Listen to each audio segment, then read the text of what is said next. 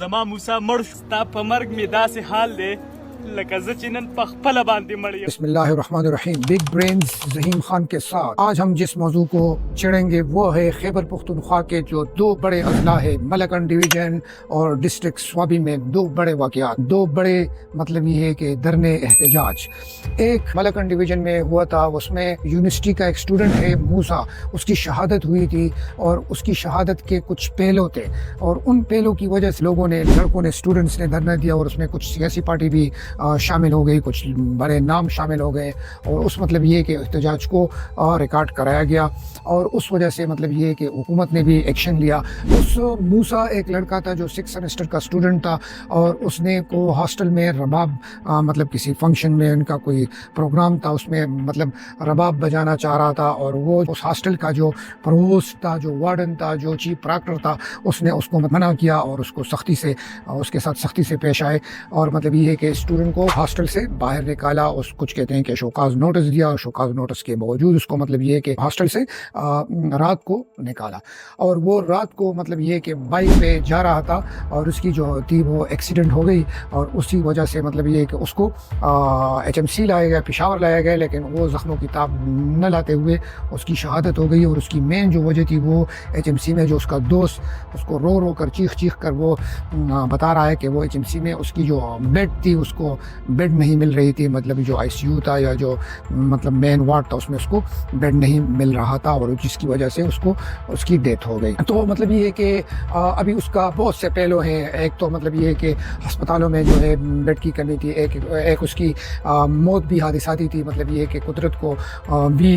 کچھ منظور ہوتا ہے اور وہ قدرت کے کاموں میں انسانوں کا اتنا عمل دخل نہیں ہوتا، بعض چیزیں ہونی ہوتی ہے اللہ کی طرف سے. تو مطلب یہ ہے کہ اس میں کچھ انتظامیہ کی غفلت بھی شامل تھی اور ہماری جو مطلب یہ ہے کہ سسٹم ہے ان کو آشکارا کر دیتے ہیں ان کی جو غلطیاں ہوتی ہے. اور وہ جو ہاسٹل انتظامیہ تھا وہ کس حد تک ٹھیک تھے، کس حد تک ٹھیک نہیں تھے، یہ بھی ہمارے بڑے ہوتے ہیں، بڑے فیصلے کرنے والے ہوتے ہیں، ان کو بھی سوچنا چاہیے کہ مطلب ہاسٹل میں اس وقت تک اس ٹائم کے مطابق وہ رباب بجانا مطلب جائز تھا یا ناجائز تھا. کلچر کو اور اسلام کو ایک طرف مطلب یہ ہے کہ اس میں مطلب ان دونوں کو ایک سائڈ پہ رکھ کے اگر بھی سوچا جائے تو کچھ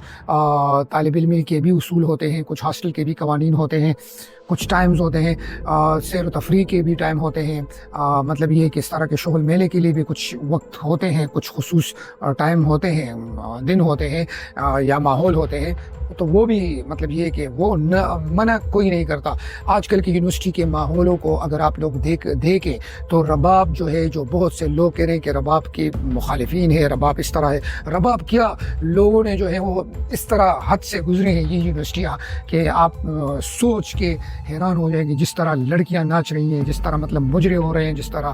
ایک قسم کے ڈانس پارٹیاں ہو رہی ہیں، جس طرح کے شغل میلے ہو رہے ہیں، وہ ہمارے کلچر کا تو پہلے نہ حصہ تھی، نہ ہیں، نہ رہیں گی. لیکن یہ ہے کہ خیالات بدل رہے ہیں سوشل میڈیا کی وجہ سے اور حالات بہت تیزی سے مطلب یہ ہے کہ ہم اپنا جو نیچر ہے، ہم اپنا جو کلچر ہے، ہم اپنا جو ہمارے جو روایات ہیں، ہم ان کو بدل رہے ہیں، ہم ان کو سائڈ پر رکھ کر کہیں اور جا رہے ہیں. تو رباب تو بڑی چھوٹی چیز ہے. رباب کیا آپ یونیورسٹی کے حالاتوں کو دیکھیں تو ہم بہت کچھ مطلب کر رہے ہیں اور اس کو الاؤ کیا گیا ہے. اور رباب کا تو یہی ایک ایشو تھا جو مطلب یہ کہ اس ٹائم پہ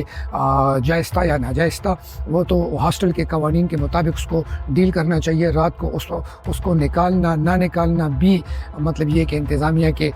فیصلے کو دیکھنا چاہیے کہ وہاں کی انتظامیہ کیا کہتے ہیں، قوانین کیا کہتے ہیں. رات کو نکالنا نہیں چاہیے تھا اسٹوڈنٹ کو، اور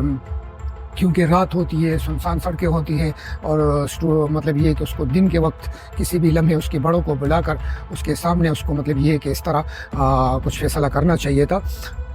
دوسری بات جو تھی وہ سوابی میں احتجاج ہو رہے ہیں مطلب بجلی کے بلوں کے خلاف اور بجلی کے مہنگائی کے خلاف. اور سوابی کے عوام کہہ رہے ہیں کہ بھائی ہم نے آپ کو 82,000 ایکڑ زمین دی ہے، ہم نے 135 گاؤں قربان کیے ہیں، تو کس وجہ سے کہ ہمیں کیا ملا, ہمیں کیا ریلیف ملنا چاہیے, ہمیں ملنا چاہیے یا نہیں ملنا چاہیے. مطلب یہ حکومتی ایوانوں کو انہوں نے بہت سے سوالات ان کے سامنے رکھ دیے ہیں, اور ہمارے کچھ بڑے ہمارے پی ٹی آئی کے لیڈر اسد کیسر ہو گئے یا اس طرح کے جو مطلب لیڈرز ہوں گے,